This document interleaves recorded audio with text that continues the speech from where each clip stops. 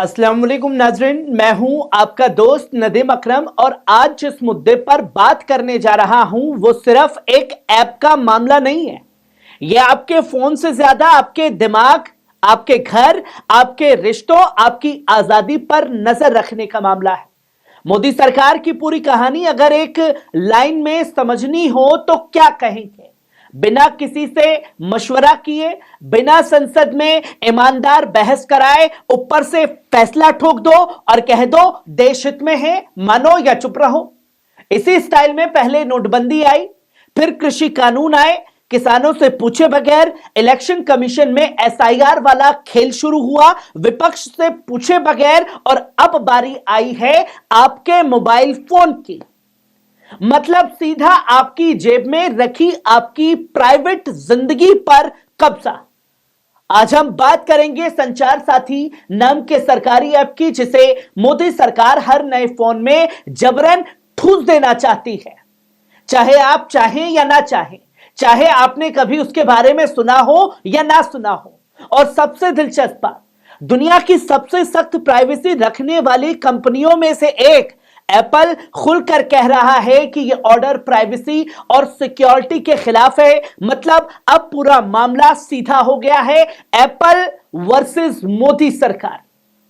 आज की यह पूरी स्क्रिप्ट इसी टकराव की एक्सरे रिपोर्ट है।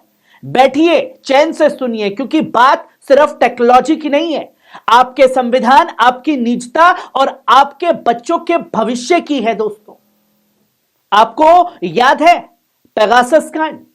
उस वक्त भी सवाल उठा था, क्या सरकार ने अपने ही लोगों, पत्रकारों, एक्टिविस्टों, जजों, विपक्षी नेताओं की जासूसी करवाई? उस वक्त सरकार ने साफ साफ हां हमने किया तो नहीं कहा, लेकिन ईमानदारी से भी नहीं, हमने बिल्कुल नहीं किया यह भी नहीं बोला। सुप्रीम कोर्ट तक मामला पहुंचा, कमेटी बनी, और आज तक देश को क्लियर जवाब नहीं मिला कि पेगासस किसने खरीदा, किस पर चलाया, किसके इशारे पर चलाया। तो अब जरा सोचिए, एक ऐसी हुकूमत जिसके ऊपर पहले से जासूसी के इल्जाम है, उसी के हाथ में अब आपके फोन का सरकारी ऐप दे दिया जाए, जिसे वो हर नए फोन में जबरन प्रीलोड कराना चाहती है और पुरानों में भी सॉफ्टवेयर अपडेट के जरिए ठूसना चाहती है। तो सवाल तो उठेगा ना। मोदी सरकार की सोच साफ नजर आती है, पूरा देश पेगासस करना है, लेकिन इस बार ओपनली सरकारी मोहर के साथ। सरकार क्या कहती है?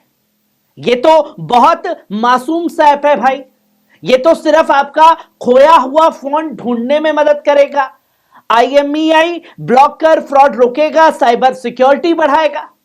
सुनने में सब गुड मॉर्निंग मैसेज जैसा प्यारा सा लगता है, लेकिन असली सवाल यह है, क्या आप इस ऐप को चाहें तो हटा सकते हैं? क्या आप इसके परमिशन पर पूरा कंट्रोल रखेंगे? क्या आपका डेटा कहां जा रहा है, किससे सर्वर कर रहा है, यह सब साफ साफ बताया गया है। ऑर्डर में क्या लिखा है कि नए फोन में यह ऐप प्रीइंस्टॉल होगा, 90 दिनों में कंपनियों को यह रूल फॉलो करना होगा, और कई रिपोर्ट्स के मुताबिक पहले यह बात थी कि यूजर इसे डिसेबल तक नहीं कर सकता। रॉयटर्स की रिपोर्ट कहती है कि मिनिस्टर ने आकर टीवी पर कहा, नहीं नहीं, यह तो ऑप्शन है, आप चाहें तो डिलीट कर दीजिए। द टाइम्स ऑफ इंडिया ने बताया। तो पहला बड़ा सवाल यही पैदा होता है, अगर सच में ऐप इतना मासूम है तो सरकार ने इसे छुपे ऑर्डर से क्यों लागू किया? अगर सच में ऑप्शन है तो ऑर्डर में अनडिसेबल वाला क्लोज क्यों रखा गया? और अगर सब ठीक ठाक है तो एप्पल जैसी कंपनी खुलेआम इसे सिक्योरिटी थ्रेट क्यों कह रही है? यहीं से कहानी शक्की हो जाती है। नाज़रीन, ये कोई छोटी मोटी कंपनी नहीं है, ये एप्पल ऐसा जिसकी पूरी ब्रांडिंग इस बात पर टिकी है कि हम आपके डेटा को बेचते नहीं हैं, बचाते हैं। एप्पल ने साफ कह दिया है कि वो इस ऑर्डर को मानने के लिए तैयार नहीं है, क्योंकि यह उसके ग्लोबल प्राइवेसी स्टैंडर्ड के पूरी तरीके से खिलाफ है। यानी मामला अब सिर्फ इतना नहीं कि भारत सरकार एक ऐप ला रही है, अब मामला यह है दुनिया की सबसे बड़ी टेक कंपनी कह रही है कि मोदी सरकार का यह ऐप हमारी नजर में प्राइवेसी और सिक्योरिटी के लिए सबसे बड़ा खतरा है। सोचिए, इंडिया में पहले ही एंटी ट्रस्ट केस, रेगुलेशंस का झगड़ा, डेटा प्रोटेक्शन का पूरा बहस चल रहा है और अब ऊपर से यह जबरन प्रीलोड ऐप वाली फिल्म चल पड़ी है। यहां से हम इस पूरे मामले को दो तरफ से समझते हैं। मोदी सरकार की पॉलिटिक्स है, दूसरी यह कि आपकी प्राइवेसी और संविधान का सवाल है। यह पहली बार भी नहीं है कि सरकार ने बिना सलाह मशवरे के इतना बड़ा फैसला ठोक दिया हो। कृषि कानून पर किसानों से बात नहीं की गई, नोटबंदी पर एक्सपर्ट्स की राय ही नहीं ली गई, चुनाव आयोग की विश्वसनीयता पर सवाल, पेगासस जैसे मामलों में पारदर्शिता नहीं रखी गई। अब वही पैटर्न टेक्नोलॉजी और मोबाइल प्राइवेसी में दिख रहा है कि कंपनियों से क्या कहा गया है। 90 दिन के अंदर अंदर इस ऐप को हर नए फोन में ठूस दो, पुराने फोन में भी जो सप्लाई चेन में है उनको सॉफ्टवेयर अपडेट से यह ऐप भेज दो। किससे पूछा गया, किस यूजर से पूछा गया, किस पब्लिक कंसल्टेशंस में इसका ड्राफ्ट आया, कौन सी संसदीय समिति ने इस पर खुली सुनवाई की? कुछ भी नहीं हुआ। और जब पत्रकार सवाल पूछते हैं तो जवाब आता है यह तो जनता की सिक्योरिटी के लिए है। आपको क्या प्रॉब्लम है भाई? क्या आप चोर हैं? क्या आप आतंकवादी हैं? यानी प्राइवेसी मांगो तो शक्की नागरिक, सरकारी जासूसी पर सवाल उठाओ तो देशद्रोही।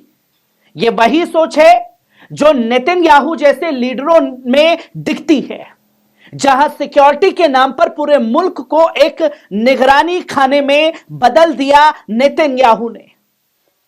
अब आते हैं सबसे अहम जगह, भारतीय संविधान और सुप्रीम कोर्ट। 2017 में जस्टिस केएस बनाम यूनियन ऑफ इंडिया के केस में सुप्रीम कोर्ट की 9 जजों की बेंच ने साफ साफ कहा, प्राइवेसी यानी निजता भारतीय संविधान के तहत एक मौलिक अधिकार है जो article 21 right to life and personal liberty और आर्टिकल 14 और 19 से जुड़ा हुआ है। साउथ एशियंस डेटाबेस कोर्ट ने 3 बातें तय की। अगर सरकार आपकी प्राइवेसी पर हमला करना चाहती है तो उसे 3 टेस्ट पास करने होंगे। लीगलिटी यानी कानून हो और साफ साफ हो, कोई सीक्रेट ऑर्डर नहीं, पब्लिक, पारदर्शी, संसद के सामने जवाब दे। ये तीनों ही नहीं हुए जो सुप्रीम कोर्ट के हिसाब से। और जरूरत हो तो वैध स्टेट इंटरेस्ट के लिए नेशनल सिक्योरिटी, गंभीर अपराध, टेररिज्म वगैरह सब पर नजर रखनी है, ये वैध कारण है। तीसरा ये कि प्रोपोर्शनली जितनी जरूरत हो उतनी ही दखलंदाजी, पूरे मुल्क के हर फोन में एक ही ऐप ठूस देना, यह है या overreach, global freedom of expressions. अब आप खुद सोचिए, क्या संचार साथी के लिए कोई ठोस, विस्तृत, पारदर्शी कानून पास हुआ संसद से, या बस एक रूल ऑर्डर से पूरा खेल चल रहा है? क्या हर नागरिक, हर मोबाइल यूजर, हर स्मार्टफोन पर यह निगरानी वाला सिस्टम थोप देना नेशनल सिक्योरिटी के नाम पर जस्टिफाई है? और क्या यह सब, या फिर सरकार कह रही है सबका डेटा ले लो, बाद में देख लेंगे कौन संदिग्ध है? यह सीधा सीधा पुट्टा स्वामी जजमेंट की आत्मा पर वार है दोस्तों। आज की दुनिया में डेटा नया सोना है, नया तेल है, नई पावर है। अगर एक सरकारी ऐप आपके फोन में डिफॉल्ट रूप से मौजूद होगा और उसे मिलेंगे आपके IMEI की पूरी हिस्ट्री, आपके सिम बदलने, नंबर बदलने का पूरा रिकॉर्ड, किस लोकेशन से फोन एक्टिव हुआ, किस नेटवर्क पर कब कब बात की तो जरा सोचिए, किसी भी शख्स के मूवमेंट, कांटेक्ट, नेटवर्क, पैटर्न की पूरी तस्वीर सरकार के पास। लेकिन सवाल यह नहीं कि आज क्या किया जा रहा है, सवाल यह है कि कल किसके हाथ में यह डेटा होगा, कौन सी सरकार, कौन सा मिनिस्टर, कौन सा थर्ड पार्टी ठेकेदार, कौन सा हैकर इस डेटा तक पहुंच सकता है जो आपकी प्राइवेसी को खतरे में डाल सकता है। पेगासस केस में भी यही चिंता उठी थी कि ऐसी जासूसी स्पीच सब पर चिलिंग इफेक्ट डालती है। चाहे सुप्रीम कोर्ट हो, आज संचार साथी के नाम पर अगर हम भारतीय का फोन सेंट्रलाइज सर्विलांस अथॉरिटी का हिस्सा बन गया तो समझ लीजिए आपका स्मार्टफोन आपका सबसे बड़ा दुश्मन भी बन सकता है। अगर आप सरकार से सवाल करेंगे तो आप देशद्रोही कहलाएंगे। आपकी ऑडियंस को सीधी आसान जबान में समझना है कि इस पूरे खेल से नुकसान क्या है। इसमें सबसे बड़ा नुकसान है प्राइवेसी का गला घोट देना। जब फोन में जबरी ऐप होगा तो यूजर के पास चॉइस नहीं बचेगी। लोग डर डर कर बात करेंगे, सोचेंगे किसको कॉल करूं, क्या मैसेज भेजूं, कौन सा आर्टिकल पढ़ूं, क्या पोस्ट लाइक करूं। यह है चिलिंग इफेक्ट, जहां सरकार की अदृश्य आंख आपकी हर एक्टिविटी के ऊपर टंगी रहती है। इसका दूसरा पॉइंट समझिए, राजनीतिक जासूसी का आसान टूल। पेगासस प्रोजेक्ट की रिपोर्ट में पत्रकार, विपक्षी नेता, जज, एक्टिविस्ट सबके नंबर लिस्ट में थे। अब अगर हर फोन में सरकारी ऐप होगा तो राजनीतिक विरोधियों, पत्रकारों यानी अनचाहे नागरिकों पर नजर रखना और आसान हो जाएगा। यह तस्वीर लोगों के सामने होगी। यह ऐप सिर्फ चोरों के लिए नहीं, कल को असहमति जताने वालों के लिए भी इस्तेमाल हो सकता है। इसका तीसरा सबसे बड़ा नुकसान, डेटा लीक और हैकिंग का खतरा। जितनी बड़ी केंद्र डेटा लाइब्रेरी बनेगी उतना बड़ा हैकरों के लिए टारगेट तैयार होगा। सरकारी वेबसाइटें तक बार बार हैक होती हैं। लाखों लोगों का डेटा लीक हो चुका है। आधार, बैंकों, सरकारी पोर्टल्स के मामले में सामने आते रहे हैं। अगर संचार साथी के नाम पर पूरे देश के मोबाइल डेटा की एक सेंट्रलाइज खिड़की बना दी जाए तो यह सिर्फ सरकार के लिए नहीं, हर हैकर, हर प्राइवेट कंपनी, हर दुश्मन देश के लिए भी वरदान बन सकता है। इसका चौथा सबसे बड़ा नुकसान, इनोवेशंस और टेक इंडस्ट्री बुरा असर पड़ेगा।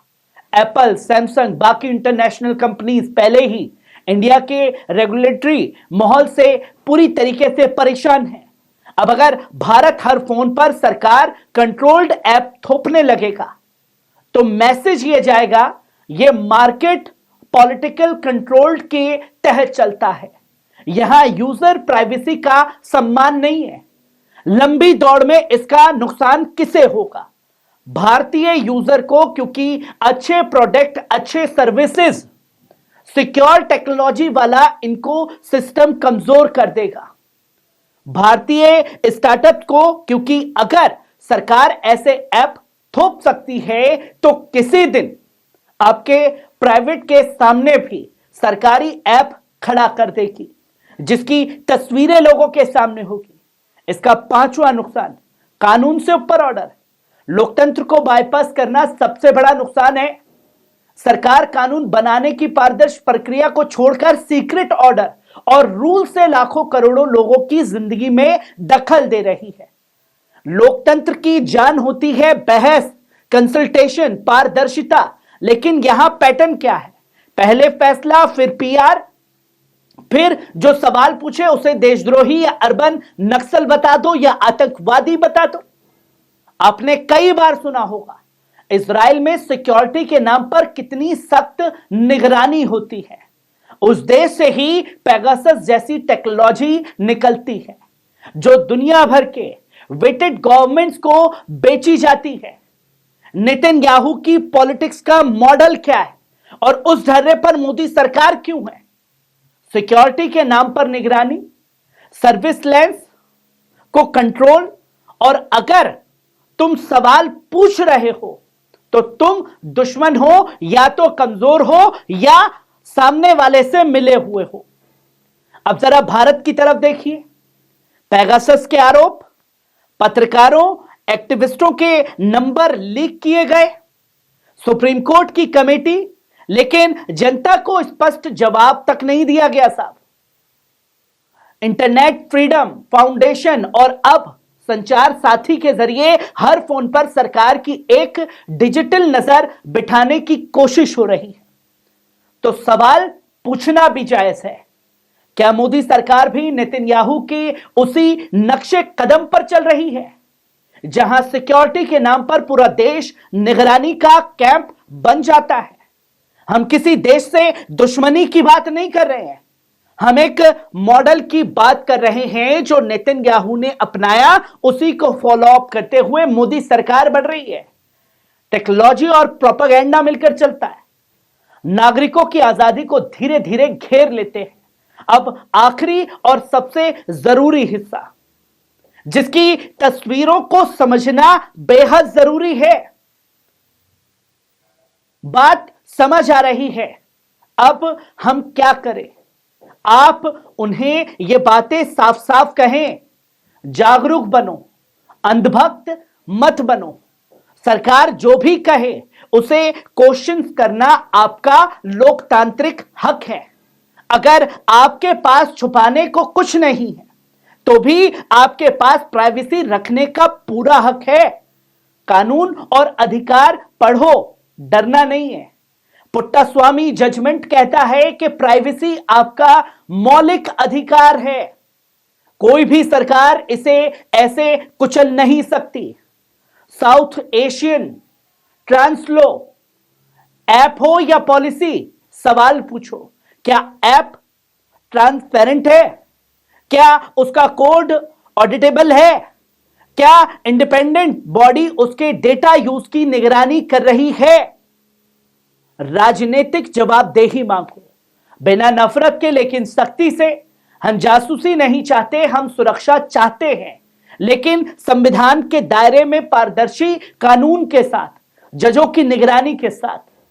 डिजिटल राइट्स को वोट से जोड़कर सोचो। लेकिन मैं आपको किसी पार्टी को वोट देने की अपील नहीं कर रहा, बस इतना कहना काफी है, जो भी हुकूमत हो उसे यह साफ मैसेज मिलना चाहिए कि इस देश के लोग अपना मोबाइल फोन सरकारी पेगासस नहीं बनने देंगे, जिसकी तस्वीरें लोगों के सामने हैं कि एक छोटा सा ऐप है, मामूली सा, और आपकी जिंदगी में किस तरीके से दखलंदाजी करने के लिए मोदी सरकार ने आपके फोनों में ठूसना शुरू कर दिया है। और जब यह किया जा रहा है तो एप्पल खुल करके इसका विरोध कर रहा है कि हम आपके इस सरकारी एजेंडे को अपने फोन में ठूसने नहीं देंगे। कैसी लगी खबर? कमेंट बॉक्स में आकर के अपनी राय जरूर दीजिएगा। शुक्रिया।